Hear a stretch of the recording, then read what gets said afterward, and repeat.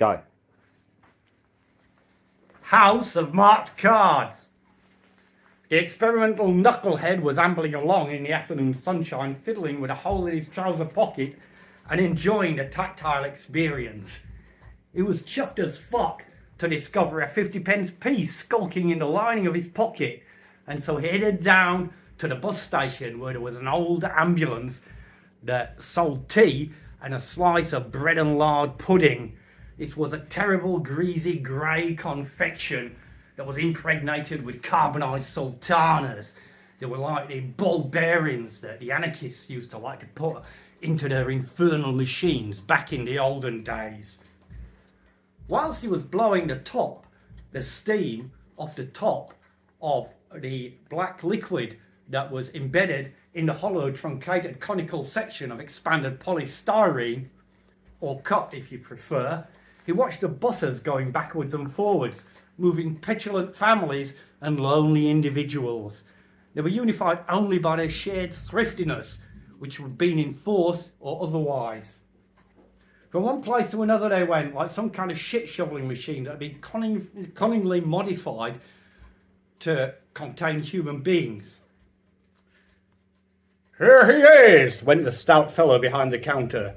It seemed portentous that he said this, because when he'd not even said hello when the writer had bought his stuff.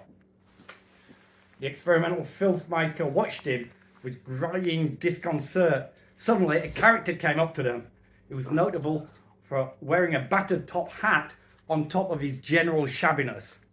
The hat was battered, not as in being dipped in a mixture of flour, milk and egg and then deep fried, and in this respect it differed from most of the other phenomena that had manifested in the proximity of the mobile calf. "Have you got a moment?" went the character. "So long as you don't want it rendered into legal tender." "What?" "I haven't got any money." "Do you want to see a trick?" "I think I'm looking at one," went our protagonist. He was pretending he'd misheard it, and he used the US pejorative for the male genitalia in the feeble hope that gratuitous though tiny rudeness would deter the beggar. The character produced a deck of cards from his wanky pocket and said, "Take one of these." The old writer didn't want to get involved, but the character somehow magically transformed himself into a kind of conjurer, and so he invoked an automatic reflex.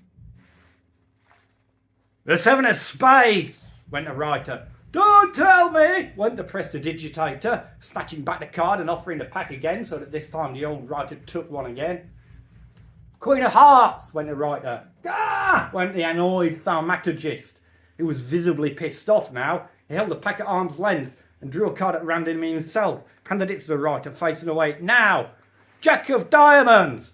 "Fuck off," went the prestidigitator. "I can't do the trick if you keep telling me what it is." "Well, obviously, if I just tell you what the card is, then you don't need to go to all the bother of doing the whole elaborate magic trick. You can conjure up yourself a nice house to live in with all the magic that you save up." The old bastard pulled a packet of fags out of his pocket and he proffered one. The conjurer momentarily forgot his petulance and he took one.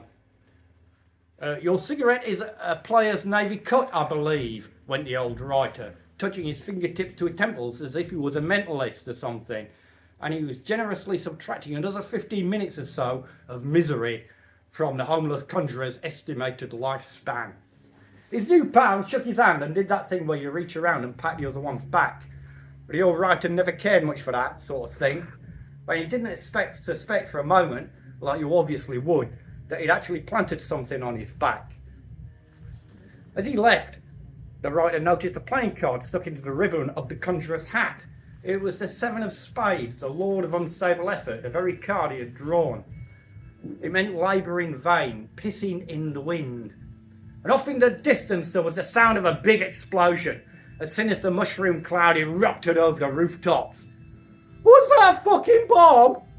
"It couldn't be, there's no such thing as bombs." "How come?" "Well, if a bomb doesn't explode, it's a dud rather than a bomb. And if it does explode, it destroys itself in the explosion, so it doesn't exist. And you never know until that happens. You can't know if a potential bomb is a dud or an actual bomb until it explodes.